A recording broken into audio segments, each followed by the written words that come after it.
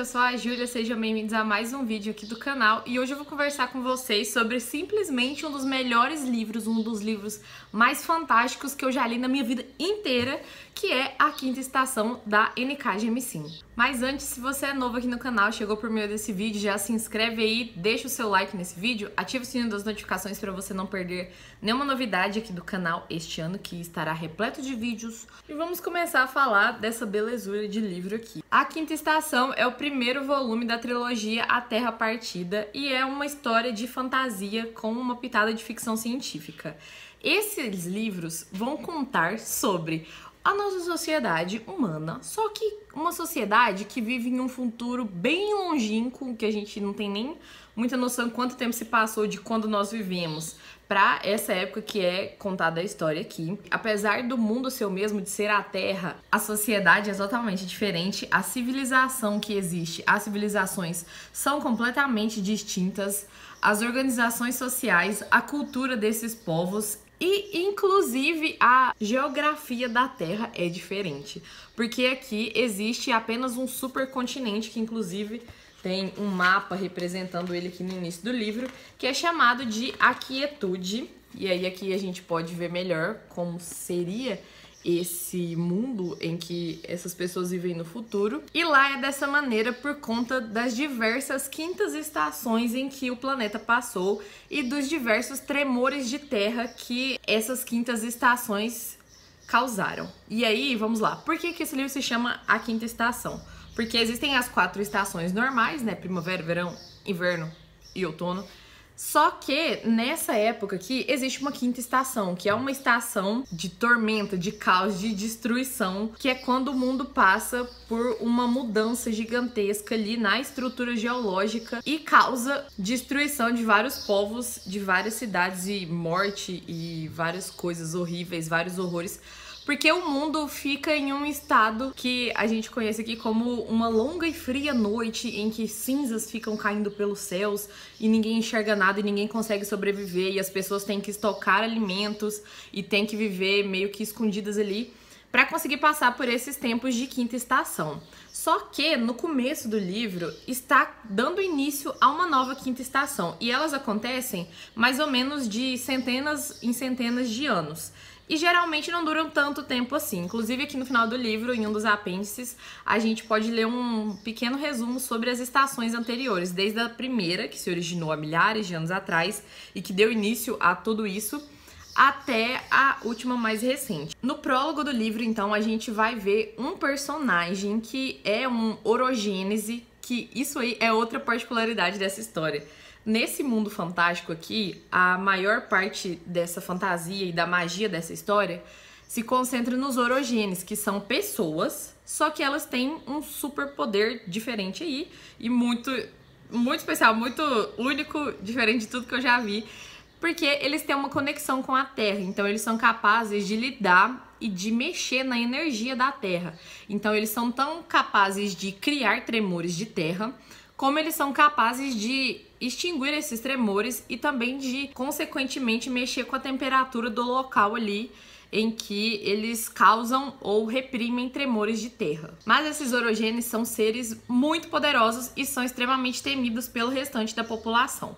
Vamos por partes, então. No começo, no prólogo, tem um orogênese que é muito poderoso e ele está conversando com a sua parceira, que é uma comedora de pedra. Esses comedores de pedra são uma espécie meio que humanoide, meio alienígena. Aqui no primeiro livro não fica muito bem explicado sobre a história anterior deles. Esses personagens só são apresentados aqui. E são literalmente comedores de pedra. São seres que se alimentam de pedras e também eles se transportam por meio dessas pedras. E aparentemente eles são imortais e têm alguns poderes aí também. Então esse orogênese e essa comedora de pedra estão ali em uma parte da quietude e ele resolve dar início há um tipo de catástrofe ali que vai levar à próxima quinta estação e que aparentemente vai ser a maior de todas e que poderá levar ao fim do mundo. Porque esse livro começa nos contando sobre como o mundo acaba pela última vez. Inclusive, aqui na primeira página do livro, nós temos um pequeno textinho da autora falando sobre essa questão do fim do mundo. Porque geralmente a gente fala que o mundo tá acabando, o mundo vai acabar e tal, e aqui nesse mundo principalmente. Só que o mundo não está acabando, quem está acabando é a humanidade. O planeta está bem, mas não sabemos se é isso que vai acontecer nessa história, se é só a humanidade que vai acabar mais uma vez, se são as pessoas que correm perigo, ou se é realmente o planeta Terra que tá correndo um perigo de se extinguir ali ou não. E aí, beleza, tem esse prólogo com o mundo acabando ali, né, mais uma vez, e mais uma quinta estação se iniciando. E depois nós começamos a conhecer as personagens principais desse livro, que são 3 mulheres. Primeiro é apresentada a Esun, uma mulher já adulta, em volta ali de uns 40 anos, que é uma mãe de 2 crianças e que está ali casada. E ela é uma orogênese muito poderosa também. E ela chega em casa, ali na região de Tirimo, e ela encontra na casa dela o seu filho mais novo morto. E o seu marido fugiu, aparentemente sequestrou a sua outra filha e fugiu dali, e ele matou a criança, o filho dela. Só porque ele também era um orogênese. Então aqui a gente já começa a ter uma pitada do quanto essas pessoas sofrem um preconceito extremo por essa sociedade, porque, tipo, a criança foi morta só porque ela demonstrou orogenia e as crianças não conseguem controlar muito bem os seus poderes. Então, primeiro a gente conhece essa personagem.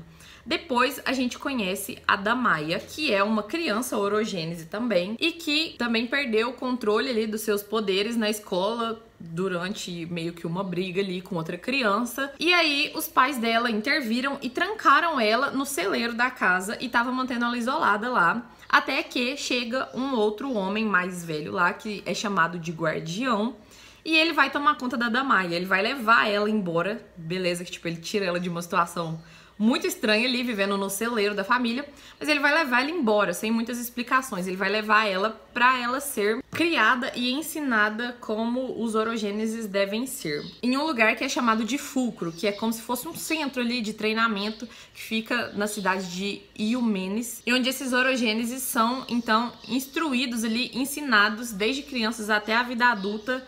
Eles são completamente controlados pelo Fulcro e pelos seus guardiões, cada um tem um guardião específico. Eles ficam ali para aprender a controlar os seus poderes e para usar esses poderes a favor das cidades, a favor das comuns, que é como eles chamam, as comunidades que existem ali. E esses orogêneses do Fulcro, apesar de serem, assim, teoricamente respeitados e não são violentados e mortos como os outros que não vivem ali no Fulcro, eles também sofrem de um preconceito. Eles são como se fossem apenas máquinas e soldados ali do Fulcro e tem que fazer todos os seus desejos, como, por exemplo, de procriação. E eles não podem escolher seus parceiros nem nada. Eles procriam entre si apenas para gerar orogêneses mais poderosos e que já vão ser controlados desde o início da vida pelo Fulcro também. Lá nessa organização, cada orogênese vai sendo treinado pelos seus guardiões e ali meio que numa escola em conjunto para aprender a lidar com seus poderes, e eles vão passando por provas, e conforme eles vão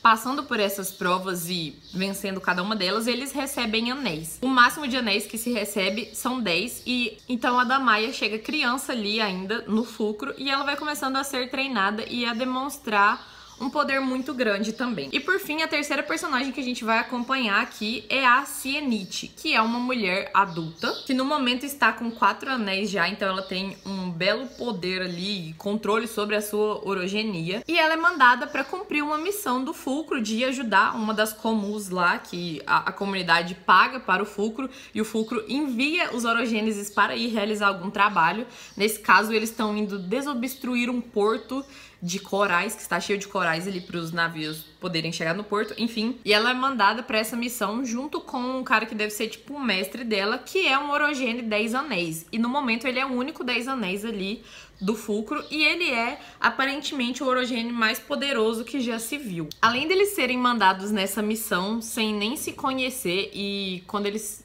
se topam ali, eles já passam a se odiar imediatamente um ao outro, e mesmo assim eles têm que ir trabalhar junto.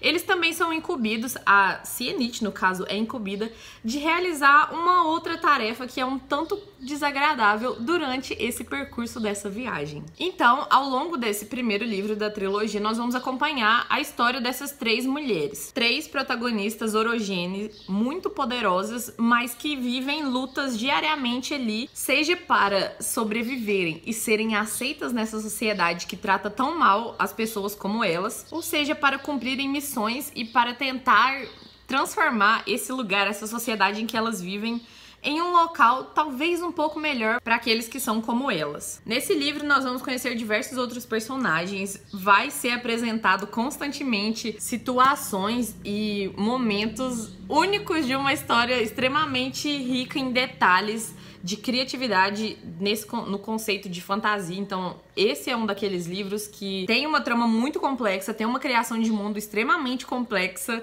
Esse livro eu não recomendo de jeito nenhum para menores de idade, para pessoas muito jovens, tanto por conta de diversas cenas que são inapropriadas aí para menores, quanto por conta do teor de violência e de assuntos delicados e problemáticos que são tratados aqui. Porque NK Jemisin vai fazer um trabalho fenomenal, como eu já citei em outros vídeos que eu falei sobre esse livro, assim que eu terminei a leitura. Esse livro é repleto de representatividade, ele tem muita representatividade LGBTQ, ele tem representatividade no quesito de se tratar de várias raças e etnias diferentes, e os personagens aqui são personagens pretos, e também por ela tratar de questões políticas e de questões que envolvem minorias sociais do início ao fim dessa história. Assim, gente, eu poderia ficar horas aqui falando sobre esse livro, sobre como foi essa experiência de leitura pra mim, mas eu não quero dar nenhum spoiler, e na real eu nem precisaria, eu poderia ficar só falando sobre os detalhes e sobre a capacidade fenomenal de escrita dessa autora aqui, porque além de tudo isso que eu contei sobre o mundo, a história também é contada de uma maneira muito única, porque tem diversos momentos aqui, quando vai se tratar de uma das personagens, em que a história é contada em segunda pessoa. Então, isso traz uma experiência muito massa, que é do leitor se colocar literalmente no lugar do personagem, porque ela fica se referindo o tempo inteiro que ela tá falando sobre essa personagem como você. E aí, você ou eu, quando a gente está lendo, você realmente consegue se colocar mais no lugar dessa personagem. E eu acho que aí gera uma conexão muito grande com as questões que a personagem passa e com toda a sua dor e o seu sofrimento que são retratados aqui. Então, assim, gente, esse livro pra mim foi uma experiência única, pra mim foi sensacional, sem falar de todos os plot twists que acontecem aqui, e principalmente no final dessa história. Acontecem revelações bombásticas e, assim, pra mim foi de cair o queixo. Eu fiquei completamente encantada. Eu terminei o livro, sabe quando o livro termina? De um jeito, ali no meio de um acontecimento, no meio de uma frase, no meio de uma conversa, e você já sai louco pra pegar o segundo e pra ler? Pois é isso que acontece. Então eu estou desesperada pra continuar lendo essa história. E aí, quando eu ler o segundo livro e o terceiro, eu venho aqui conversar com vocês a respeito deles também. Mas por hora o que eu tenho a dizer é que deem uma chance para a Quinta Estação da NK Jemisin. Esse livro é fenomenal. É uma história muito rica de detalhes, muito rica em tudo. E eu acho que eu já esgotei as minhas palavras. Eu não sei se eu tenho capacidade de falar, de passar para vocês um terço do que esse livro representa e de como essa história é sensacional. Então deem uma chance para a Quinta Estação, principalmente se você gosta de livros de fantasia e se você gosta de fantasia adulta e tá procurando mais leituras assim. Mas se você também não é muito chegado nesse gênero, dê uma chance mesmo assim. Eu acho que você não vai se arrepender. É um livro único e eu acho que é uma trilogia que vai ser inteira sensacional, pelo que eu pude ver até agora. Então chega de tagarelar, eu já falei pra caramba aqui. Eu espero que eu possa ter despertado um pouquinho aí em você vontade de dar uma chance pra ler essa história. Se você já leu a Quinta Estação, me conta aqui nos comentários, ou se você ficou com vontade de ler, me conta aqui também. E se você for comprar esse livro ou qualquer outro produto pelo site da Amazon, compra com o link que tá na descrição desse vídeo, porque assim você ajuda o canal. Então é isso, esse foi o vídeo de hoje. Eu com certeza vou continuar panfletando sobre esse livro, e eu tenho certeza que quando eu ler os dois outros também vou panfletar sobre os dois outros aqui no canal durante um longo tempo, em tudo quanto é vídeo que vocês forem ver de recomendação. Então vocês vão cansar de me ver falando sobre esse livro, mas é porque realmente vale muito a pena. Não deixem de perder essa experiência. Eu ainda tô embasbacada com essa história. Então é isso, eu vou ficando por aqui. Muito obrigada pela sua companhia. Não esquece de deixar o seu like se você gostou desse vídeo e até a próxima.